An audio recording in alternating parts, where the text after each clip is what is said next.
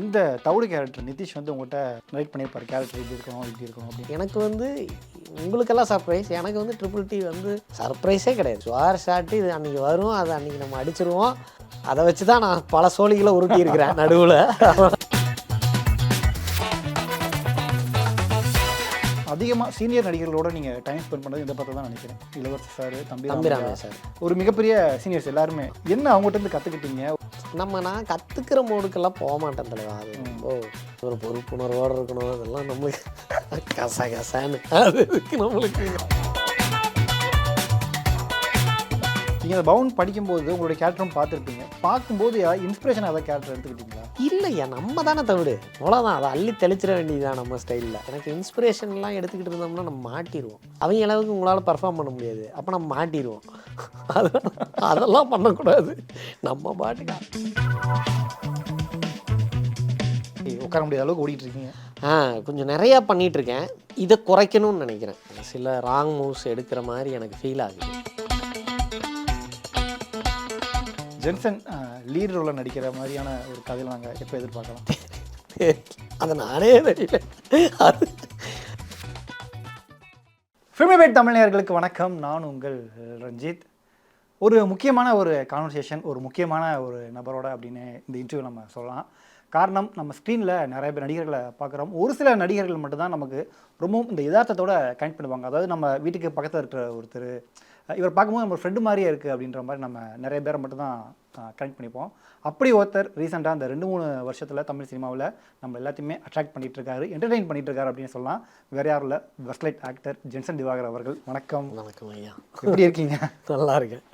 வாழ்த்துக்கள். முதல்ல சந்தோஷமாக இருக்குது. ஏன்னா ஆரம்பத்தில் சொன்ன மாதிரி ஒரு சிலரோட வெற்றியை மட்டும் தான் நம்ம செலிப்ரேட் பண்ணிக்கிற மாதிரி இருக்கும். அப்படி உங்களுடைய வெற்றி வந்து ரொம்ப சந்தோஷமாக இருக்குது. ட்ரிபிள் டிலேருந்தே ஆரம்பிக்கலாம். ஒரு மிகப்பெரிய சக்ஸஸ், எதிர்பார்க்காத ஒரு வெற்றி தான். ஏன்னா இந்த படம் வரும், அந்த படம் வரும் அப்படின்னும் போது டக்குன்னு ஒரு ட்ரிபிள் டி ரிலீஸ் ஆகுது 25 நாள் இன்றைக்கி நம்ம உட்காந்து பேசிகிட்டு இருக்கும்போது. ஸோ இப்போ வர தேட்டரில் ஓடிட்டுருக்கு படம். நிறைய பாராட்டுகள் வந்தது உங்களுடைய அந்த தவிடு கேரக்டருக்கு. சோஷியல் மீடியா பக்கம் அது பக்கம் மீம்ஸில் வருது, உங்களுடைய கேரக்டர்லாம் வருது. இந்த வெற்றி உங்களுக்கு எவ்வளோ சந்தோஷத்தை கொடுக்குது, அதே நேரத்தில் எவ்வளோ பயத்தையும் கொடுத்துருச்சா? பயம் இல்லை, அதுதான் ஒரு திரும்ப ஒரு கரெக்டாக ஒரு ரோலை எடுத்து ஃபைன் பண்ணி நம்ம பண்ணிட்டோம், பண்ணியிருக்கு. அந்த ரோல் வந்து அதுக்கான பர்பஸை மீட் பண்ணிருச்சு, அவ்வளோதான். அதுக்கான திங்கிங் ப்ராசஸ் அவ்வளோதான் நினைக்கிறேன் நான். படம் வந்துச்சு, அது ஒர்க் ஆயிடுச்சு, இப்போ இதாகிடுச்சு, நீ அடுத்த வேலைகளை பார்க்கலாம் அப்படின்னு தான். ஆமாம், அதாவது அவ்வளோதானே அதுக்கான ஸ்பேஸு. இப்போ அதுக்கு செலிப்ரேஷனுக்கே நேரம் இல்லாத அளவுக்கு வேலை செஞ்சுட்டு இருக்கோங்கிறதே ஒரு பெரிய சக்ஸஸ் தான் எனக்கு. ஏன்னா நான் அதை தான் கன்சியூம் பண்ணிக்கிறேன். செலிப்ரேட் பண்ணுற அளவுக்கு நம்மளுக்கு நேரம் இல்லாமல் இருக்கிறது தான் நம்மளுக்கு இந்த சினிமா கொடுத்துருக்கிற மதிப்பு. அதை நம்ம சரியாக அதை பொறுப்புணர்வோட வேலை செய்வோம் அப்படின்னு. படத்தோட செலிப்ரேஷன் கூட வர முடியாத அளவுக்கு அதுவும். ஆமாம், உண்மையிலே இல்லை. நான் வேறு இங்கே இருந்தேன், ஏற்காடில் இருந்தேன், அதனால வர முடியல. சூப்பர். இந்த தவிடு கேரக்டர் நிதிஷ் வந்து உங்கள்கிட்ட ரைட் பண்ணியிருப்பார், கேரக்டர் இப்படி இருக்கணும் இப்படி இருக்கணும் அப்படின்ற மாதிரி சொல்லி. எனக்கு இது வந்து ஒரு நாள் நைட்டு வந்து அதோட கோ டைரக்டர், கிரியேட்டிவ் டைரக்டர் இவர் லிபின் வந்து என்னோடய ஃப்ரெண்டு தான். ஓகே, அவர் தான் என் பேரை சஜஸ்ட் பண்ணியிருக்காரு. இப்போ சொன்னோடனே எல்லாத்துக்குமே ஓகே அப்படின்னு இருக்காங்க. ஆனால் என்னென்னா டேட்டு கம்ப்ளீட்டாக வேணும்னாங்க. அப்போது அடுத்தடுத்து படங்கள் பக்கத்தில் இருந்தது. சொன்னேன் லிபின்கிட்ட, எப்படியாவது நிதிஷ் பண்ணுறாருன்னொன்னே. ஃபாலிமி எனக்கு ரொம்ப பிடிச்ச படம், சூப்பராக, எப்படியாவது இதை மிஸ் பண்ணிடக்கூடாதுன்னு நான் லிபின்கிட்ட எப்படியோ சொன்னேன், லிபின் எப்படியாவது உள்ளே தள்ளிடுங்க அப்படின்னு. ரொம்ப நாளைக்கு அப்புறம் கேரக்டரே கேட்காம நடித்த படம் தான் ட்ரிபிள் டி. கேரக்டரே கேட்கல, எனக்கு வந்து ஐடியா மட்டும்தான் தெரியும், இப்படி ஒரு கதை இப்படி ஒன்று இருக்குது அப்படின்னு. நான் முந்தின நாள் ஸ்பாட்டுக்கு போயிட்டு பவுண்டு வாங்கி அன்றைக்கி நைட்டு படிச்சுட்டு தான் ஸ்பாட்டுக்கே போகிறேன். ஓகே, ஒரு நைட்டில் படிச்சுட்டு போகிறேன். எனக்கு கதை அன்றைக்கி தான் படிக்கிறேன் ஃபுல் பவுண்டு. படிக்கும்போது ரொம்ப ரொம்ப ரொம்ப ரொம்ப எக்ஸப்ஷனலாக இருந்தது ரைட்டிங்கு. அப்புறம் நிதிஷ்கிட்ட அதை வேலை வாங்குகிற ஒரு திறன் இருக்குல்ல, அது ரொம்ப இதிலேருந்து இது வரைக்கும் நான் வேலை செஞ்சதில் ரொம்ப மாறுபட்டு இருந்தது. ஸோ அதனால் அதுக்கான வேலை நடந்துருச்சு. எனக்கு வந்து உங்களுக்கெல்லாம் சர்ப்ரைஸ், எனக்கு வந்து ட்ரிபிள் டி வந்து சர்ப்ரைஸே கிடையாது. இது ஸ்வார் ஷாட்டு இது அன்றைக்கி வரும், அதை அன்றைக்கி நம்ம அடிச்சிருவோம். அதை வச்சு தான் நான் பல சோழிகளை உருட்டி இருக்கிறேன் நடுவில் படிக்கும்போது. ஆமாம், இதை வச்சு நம்ம ஒரு 3-4 சோழி உருட்டிடலாண்டாங்கிற மாதிரி தான் இருந்தது. ஸோ ஐ வாஸ் ஷுர் இது தெரியும், ஒர்க் ஆயிரும் தெரியும். ஆனால் சரியான ரிலீஸ் வந்து அதுக்கு இன்னும் ஒரு பெரிய சப்போர்ட்டை கொடுத்துருக்கு. ஆமாம் ஆமாம். அப்புறம் கண்ணன் ரவி சாரோட அந்த அந்த பயங்கரமான மேசிவ் ப்ரொமோஷன்ஸு, ஜீவா சார் அதுக்கு எடுத்துக்கிட்ட எஃபர்ட்ஸு, இதெல்லாம் சேர்ந்து தான் அந்த படத்தை வந்துச்சு. ஆமாம். நீங்கள் இந்த பவுன் படிக்கும்போது உங்களுடைய கேரக்டரும் பார்த்துருப்பீங்க. பார்க்கும்போது இன்ஸ்பிரேஷன் ஏதாவது கேரக்டர் எடுத்துக்கிட்டீங்களா? இல்லையா, நம்ம தானே தவிடு, நம்மளுக்குள்ளே இருக்கிற அழுக்கும் அசிங்கமும் தானே தவிடு. அவ்வளோதான், அதை அள்ளி தெளிச்சிட வேண்டியதுதான் நம்ம ஸ்டைலில். ஓகே. நான் அப்படி தான் எடுத்துக்குவேன். நான் எனக்கு இன்ஸ்பிரேஷன்லாம் எடுத்துக்கிட்டு இருந்தோம்னா நம்ம மாட்டிடுவோம். நீங்கள் இன்ஸ்பிரேஷன் எடுத்தால் நீங்கள் யார் நல்ல நல்ல ஆக்டர்ஸ் எடுப்பீங்க, அவங்க அளவுக்கு உங்களால் பர்ஃபார்ம் பண்ண முடியாது. அப்போ நம்ம மாட்டிடுவோம். அதெல்லாம் பண்ணக்கூடாது. நம்ம பாட்டுக்கு அழகாக நம்மளுக்கு என்ன வருமோ அதை நம்ம பாடி லாங்குவேஜில் நம்மளுக்கு புரிஞ்ச எளிய நடைமுறையில் நம்ம அதை பண்ணிக்கணும்னு நினைக்கிறேன் நான். Okay okay. இல்லை, எனக்கு உங்கள் கேரக்டர் பார்க்கும்போது சடனாக நான் கம்பேர் பண்ணல. சத்யராஜ் சாரா? சத்யராஜ் சார் இல்லை, எனக்கு எஜமான படத்தில் வர நெப்போலியன் கேரக்டர். ஓ, கல்யாண வீடாக இருந்தாங்க நான் தான் அங்கே மாப்பிள்ளையாக இருக்கணும், இளவு வீடாக இருந்தாலும் பணமாக இருக்கணும் அப்படின்ற அந்த ஒரு கேரக்டர் எனக்கு ஞாபகத்துக்கு வந்துச்சு. சரி தெரியல, எனக்கு அதை யோசிக்கவே இல்லை. Super super super. ஏன்னா அவ்வளோ யதார்த்தமாக இருந்தது உங்களுடைய சூப்பர். இன்னொன்று நிறைய படங்கள் பண்ணிட்டு இருக்கீங்க. எனக்கு தெரிஞ்சு அதிகமாக சீனியர் நடிகர்களோட நீங்கள் டைம் ஸ்பெண்ட் பண்ணது இந்த படத்தை தான் நினைக்கிறேன். ஜீவா சார் ஆகட்டும், இளவரசி சார், தம்பிராமையா சார், ஒரு மிகப்பெரிய சீனியர்ஸ் எல்லாருமே. ஏன்னா நம்ம ஜீவா சார்லாம் நம்ம குழந்தையில நம்ம பார்த்துட்டு இருக்கோம். என்ன அவங்ககிட்ட இருந்து கற்றுக்கிட்டீங்க? உங்களை பெர்ஃபார்மன்ஸை பார்த்து அவங்க என்ன சொன்னாங்க? இல்லை, அங்கே அப்படி அதுக்கான ஸ்பேஸே இல்லை பெருசாக. அப்படி நீ பயங்கரமாக நடிக்கிற அப்படின்லாம் பேசுகிறதுக்கெல்லாம் டைம் இல்லை. தம்பிராமையா சார் எப்போவுமே சொல்லுவார், நல்லா நடிக்கிறடா அப்படிம்பார். இளவரசி சார் கூட எனக்கு காம்பினேஷன் பெருசாக இல்லை. இளவரசி சாருக்கு இப்படி ஒருத்தன் இருக்கிறானே தெரியாது முதல்ல. ஓகே. அந்த ஸ்பேஸில் தான் இருந்தார். ஜீவா சார் கூட ஒரு 2 இடத்துல தான் காம்பினேஷன். பொதுவாகவே நான் பெருசாக இன்ட்ராக்ட் பண்ணிக்க மாட்டேன். நம்ம சில் பாய்ஸ் தான், நான் ஏடிஸு இப்படி தான் இருப்பேன். நம்மளுக்கு ஸ்டார்ஸ்னாலே ஐயோ அப்படின்னு அப்படி இருந்துருவேன். சர்ஜின் கூட தான் அதிகமாக சுற்றினீங்க போலே. சர்ஜின் இப்படி நம்ம பாய்ஸ் தான். அது தனி செலிப்ரேஷனாக இருந்தது எங்கள் கும்பல். இங்கே நம்ம ஒரு இன்ஹிபிஷன் இருக்கும். நான் கற்றுக்கிற மோடுக்கெல்லாம் போக மாட்டேன் தலைவா. அது ரொம்ப அப்புறம் பொறுப்புணர்வோடு இருக்கணும். அதெல்லாம் நம்மளுக்கு கசகசான்னு அதுக்கு நம்மளுக்குங்கிற அப்படி தான் போவேன். அப்புறம் ஜென்ரலாகவே உங்களுக்கு அவங்களோட சின்சியாரிட்டியும் அவங்களோட ஒர்க்கிங் ஸ்டைலும் அந்த அப்ரோச் பண்ணுற விதமும் என்றைக்குமே உங்களுக்கு மலைப்பாக தான் இருக்கும். அதனால் அது அவங்க பேட்டர்ன் வேறு. இன்னொன்று அவங்களோட பேட்டர்ன் வேறையாக இருக்கும், நம்மளோட பேட்டர்ன் வேறையாக இருக்கும். ஸோ ரொம்ப எடுத்து கற்றுக்கிறதுக்கு நம்ம போகிறத விட நம்ம லைஃப்பில் இருந்து நம்ம எடுத்துக்கிட்டு அதில் என்னென்ன நம்ம நடித்து நம்ம அதை பார்த்து, நான் அப்படி தான் எக்ஸ்பெரிமெண்ட் தான். படத்தையே நான் ரஃப் நோட்டை தான் யூஸ் பண்ணிட்டேன். நடித்து பார்த்து ஓகே இது ஒர்க் ஆகுது அப்படி தான் பார்த்து தெரிஞ்சுக்குவேன். என் ஸ்டைல் அதுதான். இந்த படத்தினுடைய செட்டு ஆக்சுவலாக குமுளி பக்கத்துலையா கமுளி பக்கத்துல? ஆமாம், லோவர் கேம்பில் பக்கத்தில் செட் போட்டு பண்ணியிருக்கீங்க. ஆக்சுவலாக படம் பார்க்கும்போது எங்களுக்கு செட் மாதிரி தெரியல. அப்புறம் இந்த மேக்கிங் வீடியோ பார்த்த பிறகு தான் வீடு, இந்த பக்கம் டேங்க்கு எல்லாமே ஃபுல் ப்ராசஸில் நீங்கள் இருந்திருப்பீங்க எனக்கு தெரிஞ்சு. ஏன்னா உங்களுடைய பொசிஷன்ஸ் கொஞ்சம் அதிகம். இதுக்கான மெனக்கடல் அந்த டீம் பண்ண எஃபர்ட் எவ்வளோ? இல்லையா, நான் செட்டு போட்டப்பெல்லாம் இல்லை, செட்டு ரொம்ப முன்னாடியே போட்டுட்டாங்க. ரொம்ப கிளியராக இருந்தாங்க, இது இப்படி தான் வரப்போகுது. இப்போது செட்டு போடும்போதே ஷார்ட்ஸ் இப்படி வருங்கிற அளவுக்கு தெரியும் அவங்களுக்கு. ஓகே. அதனால் எந்தெந்த செவுத்தை மூவ் பண்ணுற மாதிரி வச்சுக்கிறது அப்படிங்கிறதெல்லாம் ஒர்க் பண்ணியிருந்தாங்க. அதனால் மேசிவ் இதுங்க கம்யூனிகேஷன் ஸ்கில்லுங்க. அவங்க எல்லாத்துக்குள்ளேயும் ஒரு அப்படி பார்த்தா புரியும் அவங்களுக்கு, டேய் என்னடா கண்ணில் பேசிக்கிறீங்க அப்படிங்கிற மாதிரி இருந்தது. அவ்வளோ ஒரு டீம் எஃபர்ட் அதில் இருந்தது. அது இல்லைன்னா அது புல் ஆஃப் பண்ண முடியாது. எனக்கு அங்கே அந்த டீம்கிட்ட இருந்த டிசிப்ளின் நான் இது வரைக்கும் ஒர்க் பண்ணதில் டீம்கிட்ட நான் சொல்கிறது ஓவரால் ஸ்ட்ரக்சராகவே அவங்க இயங்குறதே ரொம்ப டிசிப்ளின்டாக இயங்கினாங்க. நிறையா டேக்அவே இருந்தது அதில். எனக்கு அந்த டீம்கிட்ட இருந்து நிறைய டேக்அவே இருந்தது. இப்படி ஆப்ரேட் பண்ணால் இவ்வளோ எளிமையாக இருக்குமா அப்படின்னு. ரொம்ப குறுகிய காலத்தில் முடிச்சுட்டாங்க. மழை வந்துக்கிட்டே இருந்தது, எல்லாம் தாண்டி அதை எக்ஸிக்யூட் பண்ண விதம் அமேசிங்கான ஒரு இது இல்லாமல், ஒரு ரேப்போ இல்லாமல் அதை பண்ணவே முடியாது. எல்லாருமே இறங்கி வேலை செய்வாங்க. ஆக்சுவலாக நம்ம ஊரில் இந்த மாதிரியான படங்கள் வர்றது ரொம்ப ஒரு ரேர். இது மலையாளத்தில் அந்த படத்தை கொண்டாடி இருப்பாங்க. நம்ம ஊரில் அந்த மாதிரி நிறைய கருத்துக்கள்லாம் வரும். இந்த படத்துடைய வெற்றிக்கு என்ன காரணம் நீங்கள் நினைக்கிறீங்க? ரைட்டிங்கா? எல்லாம் சேர்ந்து தான். ஒரு படத்துக்கு ஒரு காரணம் இருக்காதுல்ல, எல்லாம் ஒரு சேர வரும்போது தான் ஒரு படம் சக்ஸஸ் ஆகுது. எதையுமே நீங்கள் பிரித்து பார்த்து அதை நீங்கள் சொல்ல முடியாது. கேஸ்டிங், ரைட்டிங், லொக்கேஷன்ஸ் எல்லாம் சேர்ந்து தான். ஜீவா சார் ஜீவா சார் மேலே இவ்வளோ அன்பு இருக்குதா அப்படிங்கிறது வந்து ஒரு ஒரு சரியான படம் வந்து அமையும் போது அவருக்கு அமையும் போது இவ்வளோ அன்பு இருக்குதான்னு அது இந்த படம் இவ்வளோ பெரிய சக்ஸஸ் ஆனதுக்கப்புறம் தான் அது தெரிஞ்சுது. எங்கடா ஒளிஞ்சிருந்தீங்க அப்படிங்கிற மாதிரி தான் இருந்தது. ஸ்லீப்பர் செல்ஸ் மாதிரி இத்தனை பேர் கொண்டாடுறது இருக்குல்ல, ரொம்ப ஹாப்பியாக இருக்குது அது பார்க்குறப்போ. இப்போ இது வந்து ஒரு ஒரு சினிமாங்கிற கிராஃப்டே டீம் எஃபர்ட் தான். அதில் ஒரு தனிநபர் தனிப்பட்ட ஒன்று அப்படின்னு ஒன்று பாராட்டுறது அது ஒரு பர்ஸ்பெக்டிவாக பார்க்குறேன் நான்.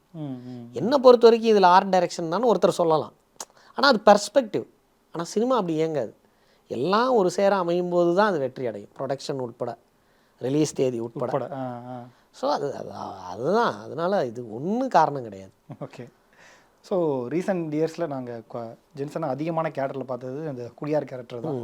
இப்போ அதுக்கு ஒரு ரிலீஃப் கிடச்சிருக்குன்னு நினைக்கிறீங்களா? எப்போவோ கிடச்சிருச்சு, நீங்கள் பார்க்குறது இப்போ தான். நான் அப்போவே நான் மிக்ஸ் பண்ணி என்னென்னமோ பண்ண ஆரம்பிச்சிட்டேன். அதனால தான் சரி மாறும்ன்ட்டே இருந்தேன். நடந்துடும் அது அது அப்படி தானே அது நடந்திருக்கு.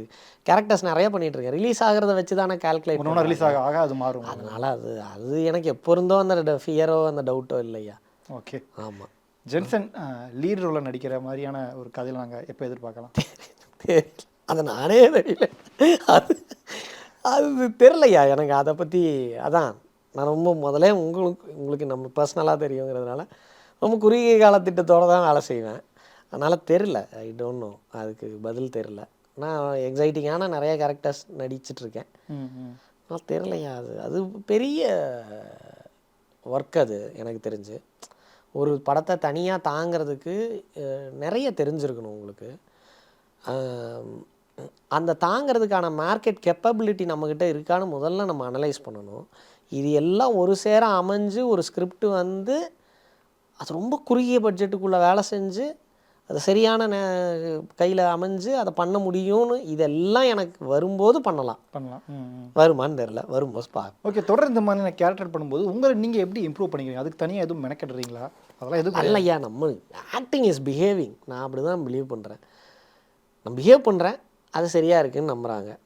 பிஹேவ் பண்ணுறது தப்பாக இருக்குதுன்னு நினைக்கும் போது நம்ம அதுக்கப்புறம் மெனக்கெட்டுக்கலாம். இப்போ இன்னும் ஒன்று கரெக்டாக நடந்துக்கிட்டு இருக்குல்ல, அப்போ அது அப்படியே stick on. I always stick on to the basics.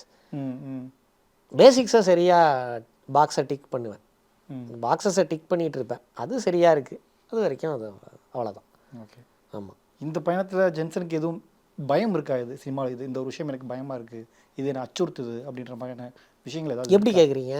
For example ஏதாவது நெகட்டிவான கமெண்ட்ஸ் வரும், இது என்னை பாதிக்குது. சீச்சி, நீங்கள் பாராட்டை ரிசீவ் பண்ணுறத விட நெகட்டிவ் கமெண்ட்ஸை இன்னும் இழுத்து போட்டு ரிசீவ் பண்ணணும்.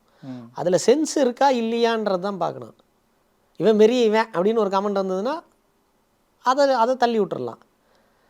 இவனோட நடிப்பு மொனோட்டனஸாக இருக்குதுன்னு ஒருத்தர் சொன்னார்னா என்னென்னு திரும்பி பார்க்கணும். அவ்வளோதான். அதில் பயப்படுறதுக்கெல்லாம் ஒன்றும் இல்லை. பொதுவாக கமெண்ட்ஸை பெருசாக எடுத்துக்க மாட்டேன், பார்க்குறதே இல்லை. பார்த்தாலுமே பெருசாக எடுத்துக்கிறது இல்லை. ரொம்ப சென்சிபிளாக யாராவது ஒன்று கொடுத்துருந்தாங்கன்னா அது உங்களுக்கே ஸ்ட்ரைக் ஆகும்ல. நீங்கள் உங்களை செல்ஃப் ரியலைஸ் பண்ணுறதுக்கு ஏதாவது ஒரு கமெண்ட்டு ரியலைஸ் பண்ணணும். பாராட்டு உங்களுக்கு எந்த வித நற்பயனையும் தராது, விமர்சனம் தான் உங்களுக்கு பயனளிக்கும்னு நினைக்கிறேன். ஓகே. நான் ஏன் கேட்டேன்னா, இப்போ தொடர்ந்து உங்களுடைய கேரக்டருக்கு பாராட்டுகள் வந்துட்டு தான் இருக்குது. ஆமாம். ஆனால் ஆண் பாவம் போல கொஞ்சம் மிக்சடான ரிவ்யூஸ் வந்து நம்ம கவனிக்க முடிஞ்சது. இது வந்து ஒரு மேல் டாமினிஸ்ட் ஃபிலிமாக இருக்குது. இல்லை, அது கரெக்டு தானே. கரெக்டு தானே. அதில் சில விஷயங்கள் பிரச்சனையாக இருக்குதுன்னா எஸ், பிரச்சனையாக இருக்குது. அது அவங்க அட்ரஸ் பண்ணுறது சரியாக இருக்குதுன்னா ஆமாம். ஆனால் எல்லாமே சரியாக இருக்கானா இல்லை. அதில் சில பிரச்சனைகள் இருக்குது. ஆமாம், அதை நம்ம அட்ரஸ் பண்ணணும். அது கலையை அடுத்த படத்தில் அட்ரஸ் பண்ணிட்டு போகிறாரு, அவ்வளோதான். கலை யாருன்னு எனக்கு தெரியும். அவங்க கலையை பற்றி வைக்கிற குற்றச்சாட்டை என்னால் ஏற்றுக்க முடியாது. தனிநபர் விமர்சனமாக மாறுது இல்லைங்களா. அது ஒரு இன்டென்ஷனில் எடுக்கப்பட்ட படம், அது இப்படி போய் சேர்ந்துருக்குதோ ஓகே, சரி, அதை அடுத்த படத்தில் சரி பண்ணலாம். கலை அந்த மாதிரியான மனுஷன், உங்களுக்கு பர்சனலாக தெரியும். ஆமாம், I know who he is. இல்லை, அப்போது அடுத்த படத்தில் நம்ம வேலை செய்யும் போது அது சரி பண்ணலான்னு நினைக்கிற மனுஷன் தான் கலை. அதே மாதிரி நான் அந்த படத்தில் நடிக்கும் போது நான் முழுசாக கலையை நம்பி தான் நான் ஒவ்வொரு டைலாகும் பேசுகிறேன். ஆமாம், தப்புனா எஸ் தப்பு, சரி பண்ணலாம், அவ்வளோதான். எஸ், ஐ அக்செப்ட் இட் அப்படின்றது தான். சில டைலாக் நான் பேசுனதே தப்பாக இருக்குன்னு சிலர் விமர்சனம் வைக்கிறாங்கன்னா என்ன பர்ஸ்பெக்டிவில் வைக்கிறாங்கன்னு பார்ப்பேன் நான். If it's right, S it's right, I am wrong, அவ்வளோதான். நம்ம ஒன்றும் இது இல்லைங்க, நம்ம தப்பே பண்ணாமல் வர்றதுக்கு நம்ம ஒன்றும் இல்லைல்ல. Yes, you should accept it, அவ்வளோதான். சூப்பர், நல்ல ஒரு பதில் தான் எதிர்பார்த்தேன் நானும். ஸோ அடுத்து இப்போ என்னென்ன ப்ராஜெக்ட்ஸ் பண்ணிகிட்டு இருக்கீங்க? ஐயா தெரியல, இப்போ எதை வெளியே சொல்கிறதுன்னு தெரியல. கொஞ்சம் பண்ணிகிட்ருக்கேன், ஒரு ஒரு ஒரு 8 to 9 ஃபிலிம்ஸ் பண்ணிட்டுருக்கேன். ஒரு மாதிரி இன்ட்ரெஸ்டிங்கான கேரக்டர்ஸ், எனக்கு ஃபீல் ஆகிற இன்ட்ரெஸ்டிங்கான கேரக்டர்ஸ் எல்லாம் பண்ணிட்டுருக்கேன். இன்னும் சில இதெல்லாம் அனௌன்ஸ்மெண்ட்டே வரல, அதனால் எப்படி சொல்கிறதுன்னு தெரியல. ஓகே, அதான் ஆர்டர் சொன்ன மாதிரி உட்கார முடியாத அளவுக்கு ஓடிட்டுருக்கீங்க. கொஞ்சம் நிறையா பண்ணிகிட்ருக்கேன். இதை குறைக்கணும்னு நினைக்கிறேன், இந்த ஓட்டத்தை கொஞ்சம் ஸ்லோ டவுன் பண்ணணும் அப்படின்னு நினைக்கிறேன். ஏன்னா சில ராங் மூவ்ஸ் எடுக்கிற மாதிரி எனக்கு ஃபீல் ஆகுது. அவசரத்தில் ஓடுறதால சில தவறான முடிவுகளை நம்ம எடுக்கிறோமா அப்படின்னு தெரில. அது நீ ரிலீஸ் ஆகிற தான் தெரியும். ஓகே, அதனால் அந்த அவசரம் எனக்கு இனி தேவையா அப்படிங்கிற கேள்வியும் இருக்குது. சில எக்கனாமிக்கல் ரீசன்ஸ்க்காக நம்ம ஓடிட்டுருக்கோம்.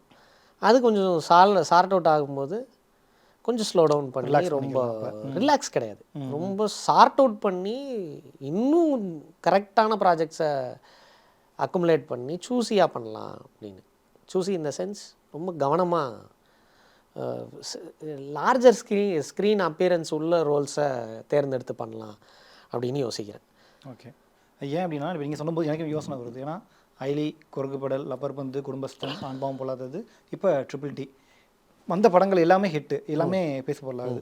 ஸோ அந்த நீங்கள் முடிவு எடுக்கும்போது அடுத்து யோசிக்கிறீங்க, அதுவும் அது காரணமே கிடையாது. அப்படி கிடையாது, இல்லை.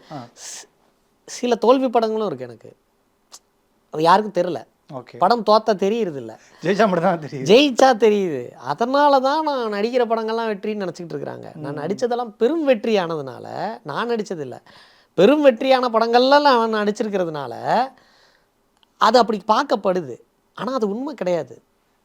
அதுக்காக அந்த அடுத்த ஃப்ளாப் ஆகிற படத்தில் ஒரு 2 படம் ஃப்ளாப் ஆச்சுன்னா என்ன சொல்லுவீங்க நீ? அப்படி கிடையாது. அந்த கிராஃப்ட்டுக்கோ, அந்த கிராஃப்டில் நான் ஒரு சின்ன ஒரு நாம் கருவேப்பிலை தான், அதில் தாளிப்புக்கு போடுற கருவேப்பிலை தான். அதனால் கருவேப்பிலை இருக்கிற டிஷ்ஷெல்லாம் டேஸ்ட்டாக இருக்குதுன்னு சொல்லிட முடியாதுல்ல. அந்த மாதிரி தான் நான் பார்க்குறேன். என்னோட வெற்றி கொண்டாட்டத்தை நான் அப்படி தான் பார்க்குறேன், அந்த முறையில் தான் பார்க்குறேன்.